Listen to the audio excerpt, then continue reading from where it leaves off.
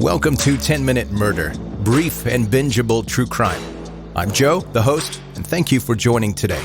And of course, if you were listening to the previous episode and you've just popped over to this one, or if you have not listened to the previous one, let me surprise you, I'm not hosting this episode. This is a special guest host episode. While I'm away on a work trip, I contacted a few of the podcast creators that I personally listen to and asked them to do a podcast for 10-Minute Murder. No stipulations on time or topic. They can talk about any case, any story they want to, and they're not constrained to the 10 minutes that I normally try to keep myself to.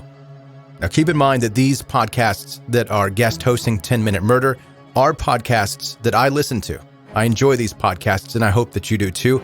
If you'd like to find where to subscribe and connect with this show, you can find that in the show notes of this episode. The one today is by Natalie from Talk Murder With Me. This episode discusses mental illness and suicide, and a crime committed against a child. Listener discretion is advised.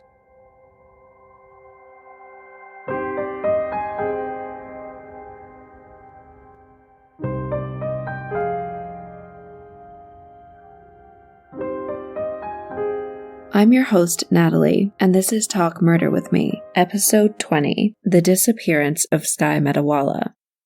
I always try to be objective when discussing cases, but it's more difficult with some more than others. Let's just say there are cases where it doesn't take a genius to make a good guess of who's responsible for what happened. The following is Julia Biryakova's account of what happened on November 6, 2011. This is what she would tell the police. Julia's 2-year-old son Skye woke up not feeling well, so she decided to take him to the doctor. I believe this was sometime around 8 or 8:30 in the morning. She put Skye and her 4-year-old daughter Maile in the car, a silver 1998 Acura Integra. She drove in the direction of Overlake Medical Center in Bellevue, Washington. At some point on the drive, around the 2600 block of 112th Street Northeast, she supposedly ran out of gas. Julia parked on the side of the road and got out of the car with Maile. She then walked a mile with her daughter to a gas station, leaving Skye alone in the car, buckled into his car seat. She claimed she left him because he was asleep and she didn't want to wake him up. She did not have a gas can with her, nor did she buy one. She said that the reason she walked to the gas station was to use the phone, because she had left hers at home. She called a friend, asking to be picked up at the gas station and driven back to her car. The friend agreed, arriving at the gas station a short time later. In total, it had been about an hour since Julia and Maile had initially left the car. When they got back, Skye was gone. The whole thing is bizarre, and the police very quickly began to poke holes in it. Skye Elijah Metalwala was born on September 6, 2009, to Julia Biryukova and Solomon Metalwala in Bellevue, Washington. At the time of his disappearance, he was living in an apartment in Redmond, Washington, with his mother and 4-year-old sister Maile. You can find plenty of pictures of Skye on Google Images. He's very cute and just looks like a normal, happy 2-year-old. But as we know, photographs rarely tell the whole story. It's important to Skye's story to give some background into his parents. This is going to be a bit of a roller coaster, so hang tight. Julia Biryukova was born in Russia in 1982, but is a native of Ukraine. In 1994, she emigrated from Ukraine to the United States. 3 years later, in 1997, 15-year-old Julia met 21-year-old Solomon Metalwala. Solomon, who was originally from Pakistan, was doing well for himself. He ran his family's business, a successful convenience store in Seattle. On their first meeting, Solomon invited Julia to a party, and they began dating soon after that. Julia was underage at 15, but maybe she turned 16 by the time they started dating. I'm not totally sure. It wasn't long before Julia began working at Solomon's convenience store. Julia graduated from Bellevue High School in 1999 and became a naturalized U.S. citizen the same year. Soon after her graduation, the pair purchased a condo in Bellevue and moved in together. In February 2003, Julia and Solomon married in a small, extremely informal ceremony, apparently in Solomon's mother's kitchen. The marriage was rushed because, according to Solomon's mother, her son was facing deportation back to Pakistan. It's not clear why exactly he was at risk of being deported. In 2005, Solomon converted to Christianity. I'm not sure of his previous religion or if he was religious at all. According to Julia, he became a die-hard, born-again Christian. To this day, Solomon's faith is a pivotal part of his life. Julia attended church with him, but I don't believe religion was as important to her. It was in 2005, going into 2006, that Solomon and Julia began to struggle financially. This was because a competitor's store opened nearby. The main attraction of this new store was that it had a deli. Solomon's store lost a lot of customers.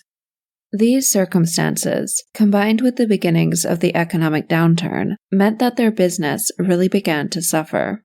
According to court documents that would come out later, Julia claimed that she did not find out about the extent of their debt until they were 6 months behind on paying their mortgage, utilities, and their credit cards. Like the business, their marriage was also in trouble. Julia wrote in the court documents I mentioned that this was the time her husband's anger and his true character began to show. In December 2007, Julia gave birth to their daughter Maile. I don't know how much discussion there was over this, but it was decided that Julia would stay home with the baby, while Solomon would continue to work at the store. It was at this time that life really took a turn for the worse. Not long after Julia began staying home with Maile, she began exhibiting alarming behaviors, particularly compulsive cleaning. Solomon became very concerned about his wife's mental state and the welfare of their child. Literally all Julia did was clean. She was failing to feed herself and the baby. She would call Solomon at work, telling him he had to come home and feed Maile because she was too busy cleaning. Solomon would have to close the store, come home, pick Maile up, and take her somewhere to eat. This was due to Julia being so afraid of any germs or contamination, she refused to keep food in the house. Julia was diagnosed with obsessive-compulsive disorder, for which she was prescribed medication. The medication seemed to improve her condition, and for a while, life began to look up. Despite their financial troubles, Solomon purchased a much larger home in Kirkland for $860,000, and they moved in 2008. They still kept the condo in Bellevue. However, the following year, the bank foreclosed on their Kirkland home, and they had to move back into the condo. That same year, Julia found out she was pregnant with their second child.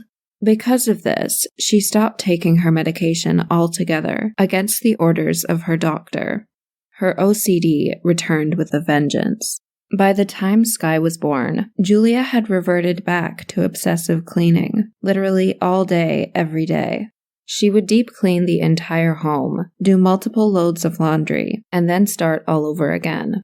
Solomon was still having to leave work, now to take both kids to eat somewhere. He wasn't allowed to bring the kids home for hours after they ate because Julia didn't want them to mess up the house. She would not let Solomon sleep in their bed at night because she had made it so perfectly. She made him sleep on the floor. Julia would vacuum for hours, late into the night, resulting in them receiving a number of citations from the general manager of the condominium complex for excessive noise. Julia would be committed to different mental health facilities 3 times, 2 of these involuntarily. On March 10, 2010, Julia sent text to Solomon saying that she wanted to kill herself. She also told him about how she was having thoughts of strangling their children. Solomon was particularly scared because Julia was home alone with 6-month-old Sky. He called the police, asking if someone could go to their house and check on Julia. Julia told the police she was suicidal. She was involuntarily committed to Overlake Hospital in Bellevue. She later told doctors that she threatened suicide to get her husband's attention. She also spent time at Navas Hospital in West Seattle. After being discharged, she voluntarily admitted herself to the University of Washington Medical Center. A psychiatrist who evaluated Julia during, I believe, her last hospital stay at UW Medical Center concluded that she was not psychotic and had only agreed to be committed because of pressure from her husband. Those who evaluated Julia concluded that her condition would not hinder her ability to look after her children. One psychologist said that she was, quote, an intense young woman whose only interest is to provide a good life for her 2 children. Another psychologist, Dr. Stephen Scholl, said in a statement, although Ms. Biryukova is dealing with a severe form of OCD, I do not believe that this interferes with her ability to be a compassionate, effective parent to her children. Just a word from me. People who have mental health issues can, of course, be excellent parents, but it's really important that mental health problems are treated appropriately because it can be really dangerous otherwise. Which is why, for me, the conclusions of the psychologists who evaluated Julia are shocking and totally irresponsible. While in hospital, Julia would also be diagnosed with bipolar disorder and depression. She refused any talking-style therapy, only wanting to be treated with medication. By June 2010, Julia and Solomon had already been separated for several months. Solomon officially filed for divorce. The divorce proceedings were vicious and bitter. Julia accused Solomon of being extremely controlling and having anger issues. She immediately began hurling accusations at him, saying during a hearing that he was emotionally and physically abusive towards herself and the children. She alleged that he would hit them with a wooden spoon. Solomon fiercely denied the accusations, asserting that Julia was lying in order to spite him and manipulate the divorce proceedings. He said that Julia's mental illnesses had taken over her life, and she was unable to look after herself, let alone their children. Child Protective Services, CPS, would visit the family 6 times between late 2009 and late 2010. In court, a social worker did say that there was evidence to support Julia's accusations that Solomon had physically abused the children. There were photos of both Maile and Sky with bruises that could be consistent with being hit with an object like a wooden spoon. It did, however, definitely seem as though Julia was really just throwing all these accusations at the wall to see what would stick. And who knows how far she would have gone to hurt Solomon in the divorce proceedings. CPS carried out a number of investigations into the allegations of abuse. What's interesting is that Julia continued to make accusations against Solomon, even after he had been barred from seeing the kids while the investigations were going on. I couldn't tell how many investigations there were, but they all concluded that the allegations were unfounded, and Solomon was never charged. According to the Kirkland Reporter, court documents from one of the CPS investigations stated that, quote, Maile was forensically interviewed and was able to provide a consistent and credible statement that the father inflicted the bruises on her back with a wooden spoon. Of course, what Maile said is serious, but bear in mind her age, the fact she really didn't have contact with anyone other than Julia, and on top of that, how manipulative Julia could be. I'm not taking sides, but I do know how ugly this sort of thing can get. You really can't underestimate the things people will do and say to get their way. In September 2010, Julia was granted full custody of the children. Solomon would have no visitation rights. 3 months after she had been granted full custody, Julia began saying that Solomon had sexually abused Maile. Bear in mind, he hadn't seen either child for months at this point. So this was completely out of the blue. An investigation into these claims concluded that they, like all the others, were also unfounded. Solomon continued to press for visitation rights. In November 2011, just days before Sky disappeared, a court-ordered mediation session took place. The purpose of this session was to decide whether Solomon could start seeing the kids again. The mediation session, which lasted between 11 and 13 hours, initially appeared to be a success. Julia would still have custody of the kids, but Solomon would now have visitation rights. Several days later, however, Julia called her lawyer, saying that she felt pressured into agreeing to the new terms, and she wanted to void them altogether. She was insistent that Solomon not be able to see the kids, so the entire session had been for nothing. Now finally, back to the day Sky disappeared. Just a quick refresher. We've got Julia running out of gas and pulling over on the side of the road. She walks a mile with Maile to a gas station, but leaves Sky alone in the car. At the gas station, she uses the phone to call her friend, who she asks to come and pick her up and drive her back to her car. Back at her car, Julia called the police around 9:50 a.m. from her friend's phone and reported Sky missing. Once the police arrived, a search began almost immediately. Law enforcement and members of the public combed a 20-block radius around the car for any sign of Sky. Search dogs were used, but they didn't pick up any scent outside of the car. The search ultimately turned up nothing. Julia agreed to let investigators search her car, home, and her computer, but she refused to be questioned. All the police knew was the story she told them. She invoked her Fifth Amendment right, got a lawyer, and refused to take a polygraph test. To this day, more than 10 years later, Julia has not uttered another word to investigators about the circumstances of her son's disappearance. Alarm bells immediately began going off for the police when they searched the car. First of all, there was no sign of forced entry. Julia had left the car unlocked when she walked to the gas station. In fact, there was nothing wrong with the car at all. It started as soon as they put the key in the ignition. It was checked for any kind of mechanical problems, and none were found. The gas tank had 2.2 gallons in it.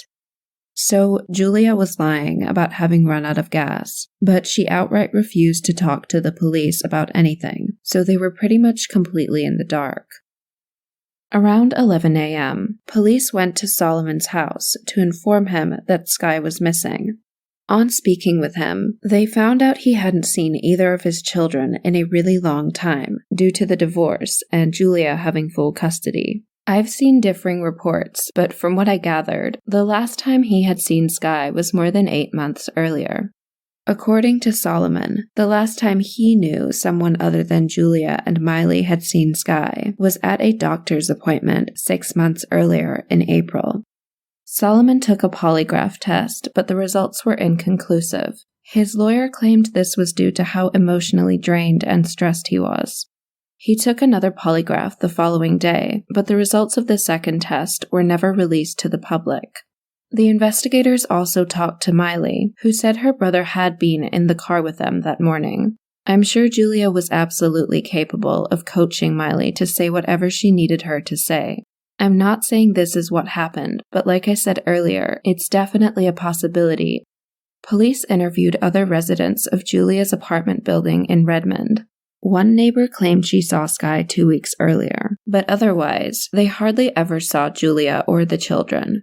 Julia was known to isolate herself in the apartment for long periods of time. Solomon described her as being, quote, like a prisoner who locked herself in a cell. It didn't take long for the police to discover that Julia and Solomon had not exactly been model parents. After a little digging, it came to their attention that this was not the first time Sky had been left alone in a car in public. When he was just 3 months old, Julia and Solomon had gone shopping at Target and left him sleeping in the car on a 27-degree day, or -3 in Celsius. The police were called to the store. They asked for Julia and Solomon to be paged to the parking lot. Sky had been alone in the extremely cold car for about 55 minutes while they were shopping. As a result of the incident, they were cited for reckless endangerment and sentenced to a year's probation. They would be required to take parenting classes and complete 40 hours of community service. When Solomon found out Sky was missing, he began organizing search efforts and meetups with friends and family. They put up missing posters and handed out flyers in and around the area Sky disappeared. Julia and her family did not participate in any of these efforts. They avoided the media like the plague and were hostile with authorities. On November 13th, a week after Sky disappeared, authorities set up a roadblock at the location Julia had left him. For 5 hours, they questioned people driving by about whether they had seen anything that day or had any information regarding Skye's disappearance. Julia's mother, brother, and 2 friends were interviewed by the police, but beyond that, they had not spoken publicly or been forthcoming with information. Julia was doing little to convince anyone of her innocence, not talking to police or participating in searches. About 2 weeks after Skye's disappearance, she began corresponding via email with a reporter from ABC News. She maintained that she did not know what happened to Skye that day and would not elaborate on any further details. In her emails, she lashed out at Solomon, calling him a, quote, sadistic Pakistani Muslim, even though Solomon had been a devoted Christian for more than 5 years at this point. Shortly after her brother's disappearance, Maile was removed from Julia's care and placed into a foster home. Julia was not allowed to have contact with her.